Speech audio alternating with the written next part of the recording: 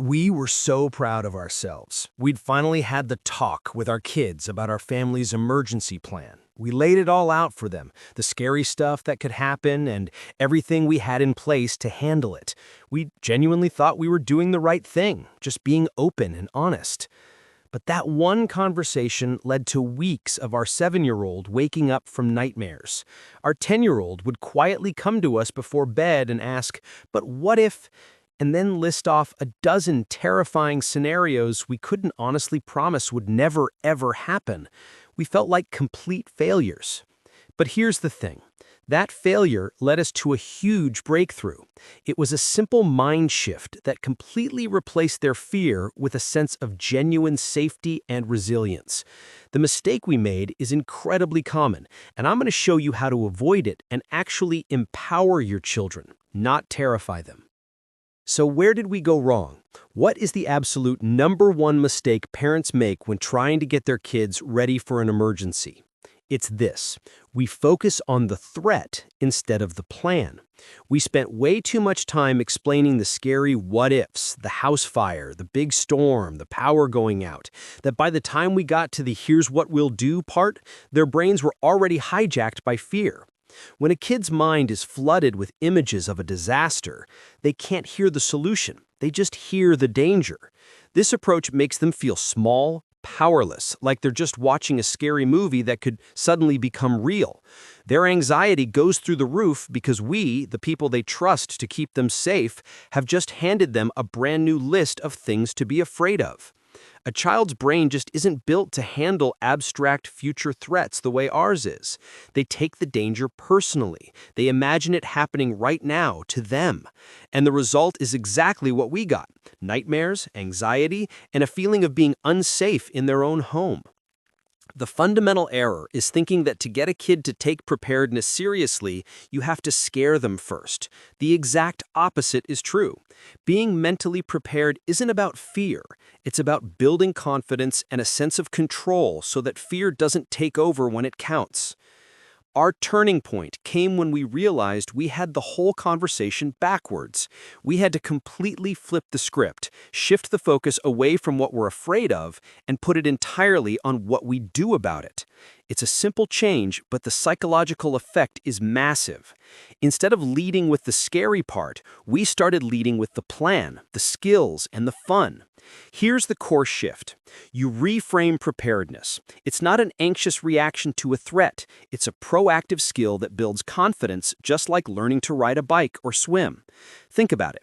You don't teach a kid to swim by listing all the ways they could drown. You teach them to float, how to kick, how to hold their breath. You make it a game.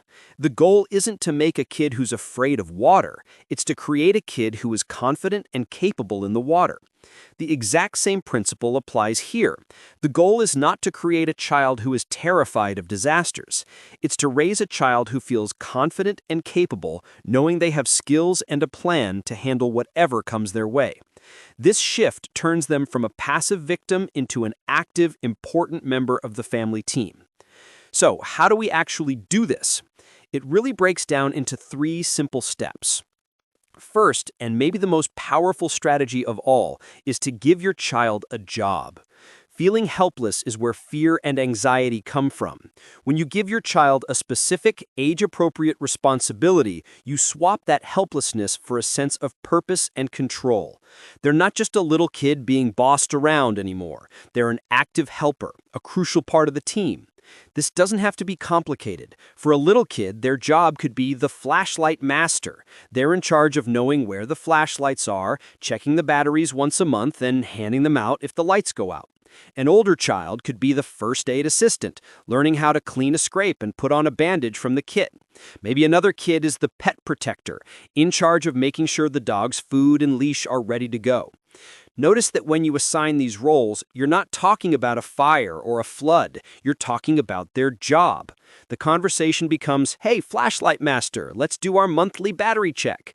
Or, "First aid assistant, can you help me restock the big bandages?" You're making the tools of preparedness a normal, positive part of life. Then, in a real emergency, when you say, "Okay, team, it's time to do our jobs," they won't freeze in fear. They'll have a clear, practiced task to focus on, which is one of the best ways to short-circuit anxiety in a crisis. Step 2 is to turn preparedness from a scary chore into a fun family activity. Kids learn everything through play. When it's a game, it's engaging, it's memorable, and most importantly, it isn't scary.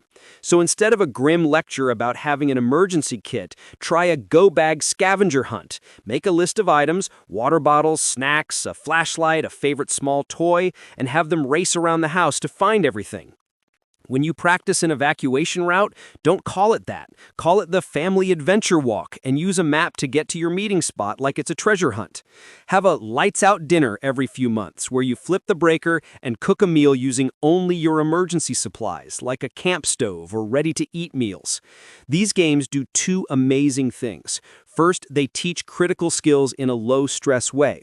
Second, they build up a bank of positive experiences. If your kids have built a blanket fort in the basement a dozen times for fun, being told to go to the basement during a storm feels familiar and safe, not scary. If you're finding these tips helpful and want more ways to build a confident, resilient family, take a second to subscribe and click that notification bell. We're all trying to figure this out together, and sharing what works is how we all get better at it. The third step is to teach useful, everyday skills instead of focusing on disaster scenarios. The truth is, many preparedness skills are just good life skills. When you frame them that way, you strip out the fear. For example, instead of talking about getting lost in a scary evacuation, teach your kids basic navigation on a family hike. Show them how to use a compass or read a simple trail map. It's a fun skill that builds confidence and awareness, and it also happens to be really useful in an emergency.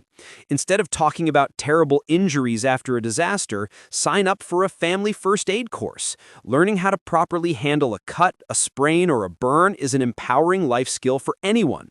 You can practice at home by putting bandages on their dolls or even on each other. Teach them practical things that give them a sense of capability. Show them how to use a fire extinguisher with the PASS method. You can just use a picture, no need to actually spray one. Teach them how and when to call 911. Explain what a weather watch versus a warning means in your area. Each of these skills, taught outside the context of a big, scary event, builds a foundation of resilience. The child isn't learning to be afraid of a tornado. They're learning what to do when they hear a warning siren. They're not learning to be scared of getting hurt. They're learning how to help someone with a minor injury.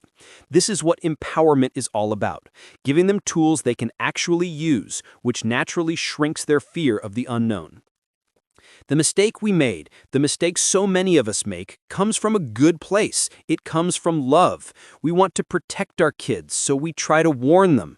But we forget that for a child, feeling safe isn't about knowing all the dangers out there. It's about knowing they're with people who have a plan and knowing they have a role to play in it. By shifting your focus from the scary what if to the empowering what we do, you change everything.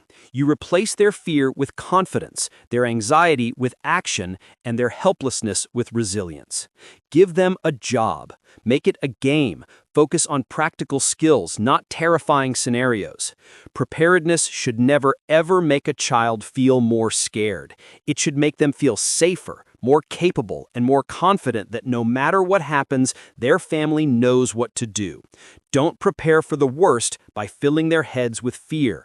Prepare for anything by filling their hands with skills and their hearts with confidence. Be prepared, not scared. Thanks for watching.